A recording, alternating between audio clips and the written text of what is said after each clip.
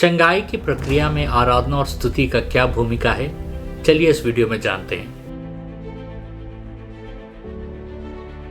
अगर इस विषय के बारे में अगर गहरा जानना है आपको, तो इस विषय के ऊपर मेरा किताब उपलब्ध है। लिंक नीचे डिस्क्रिप्शन में दिया गया है, वहां से आप उस किताब का लाभ उठा सकते हैं। स्तुति और आराधना एक बहुत ही जरूरी हिस्सा है हमारे आत्मिक जीवन में, और स्तुति और आराधना से लोग आत्मिक रूप से, मानसिक रूप से बल पाते हैं।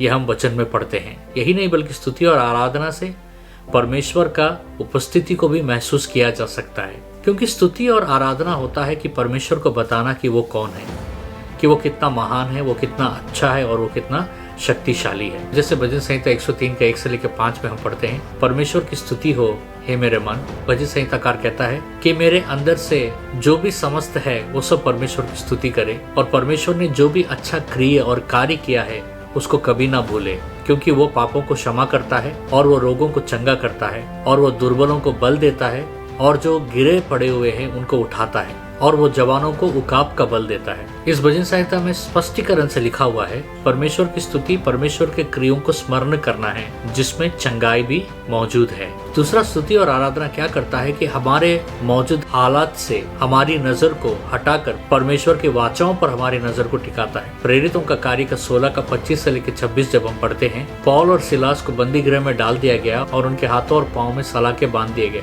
लेकिन उस परिस्थिति में भी वो परमेश्वर के भजन गीत गाने लगे, स्तुति गीत गाने लगे और परमेश्वर का वर्णन करने लगे। और उसके बाद क्या होता है, उस स्तुति के कारण उनके सलाखें टूट जाती हैं और बंदी गृह में एक भूकंप आता है और देवदूत आकर उनको छुड़ाता है। तो स्तुति और आराधना में उतना सामर्थ्य है कि वो हमारे हर कमजोरियों से, बीमारियों से छुड़ाने का क्षमता रखता है। स्तुति और आराधना के द्वारा एक विश्वास का माहौल भी उत्पन्न होता है। बाइबल कहता है भजन संहिता 22 के 3 में कि परमेश्वर स्तुति के सिंहासन पर विराजमान होते हैं। मतलब हम जब स्तुति करते हैं, आराधना करते हैं, उनकी महिमा करते हैं, एक सिंहासन बनता है आत्मिक रूप में, और वो सिंहासन पर वो विराजमान होते हैं। उस सिंहासन पर विराजमान होकर वो क्या करते हैं, वो हमारी न्याय करते हैं और हमारे लिए युद्ध लड़ते हैं। इसका उदाहरण हम दूसरे इतिहास का 20वां अध्याय का 21 से लेकर 22वां वचन में जब हम देखते हैं, यहोशपत एक बहुत बड़े शत्रु के समूह से घिरा हुआ था और उसे पता नहीं उसे क्या करना है।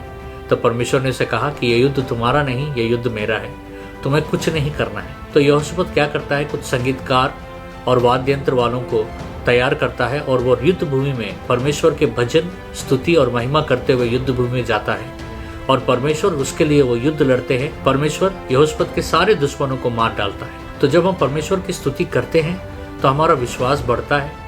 यही नहीं, बल्कि परमेश्वर हमारे लिए युद्ध भी लड़ते हैं। मैंने कई बीमार व्यक्तियों को स्तुति करते हुए देखा, और मैंने ये भी देखा जब वो अपनी बीमारियों को कोसना बंद कर कर, परमेश्वर को कोसना बंद कर कर, अपने हालात को कोसना बंद कर कर, जब वो परमेश्वर की स्तुति करने लगे तो अपनी बीमारियों से जल्दी छुटकारा पाए। तो स्तुति और आराधना एक बहुत ही सामर्थ्य विषय है कि इसे हमें निरंतर परमेश्वर की स्तुति और महिमा करते हुए रहना चाहिए, तभी हम छुटकारा पाएंगे।